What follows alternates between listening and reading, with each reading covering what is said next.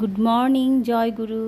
এই যে soya pops Swastik ভেজে এই নতুন আইটেমটা চলে এসছে, তো সেটা আজকে তোমাদের সাথে শেয়ার করছি। এই যে এগুলোকে একটু সেদ্ধ করে নিয়েছিলাম, নিয়ে এখন একটু হালকা করে ভেজে নিচ্ছি। আর এখন ফোড়নে দিয়ে দিলাম এই যে জিরে আর একটু হিং। আজকে একদম সিম্পল করে রান্না করব। এটা বিভিন্নভাবে রান্না করা যায়, কিন্তু আজকে আমি বেগুন আর আলু দিয়ে পাতলা একটা ঝোলের মতো করে রান্না করব, সেটাই তোমাদের দেখাচ্ছি।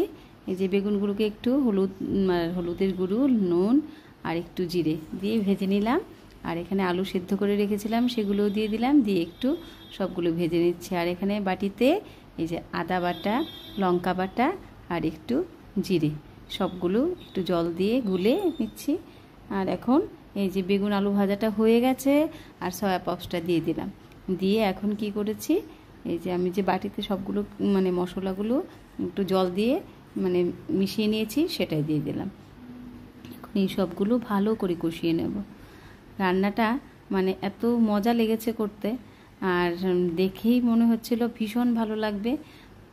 তাও সেটাও আমি তোমাদের সাথে শেয়ার করছি কেমন হলো। তারপরে এই যে ভাজা হয়ে গেল, এগুলো একদম নরম তুলতুলে হয়ে গেছে। তারপর আবার একটু ঢেকে দিলাম। এই যে মোটামুটি আমার ঝোলটাও শুকিয়ে এসছে। এই যে এখন আমি এতটুকু ঝুলি আমি নামিয়ে নেব, হয়ে গেছে। এখন ধনেপাতা ছড়িয়ে দিয়ে আমি নামিয়ে নিলাম। দারুণ হয়েছে খেতে। আর এগুলো এখন অ্যাভেলেবেল হয়ে গেছে আমাদের স্বস্তিক ভেজে, আপনারা নিয়ে যেতে পারেন, আরও বিভিন্ন রকম করে রান্না করতে পারেন। তাহলে আজকে রাখছি, সবাই খুব ভালো থাকবেন। পুজো চলে আসছে, পুজোতে খুব নিজের যত্ন করবেন, যত্ন করে আনন্দ করবেন, সবাইকে আনন্দে রাখবেন। সবাই খুব ভালো থাকবেন।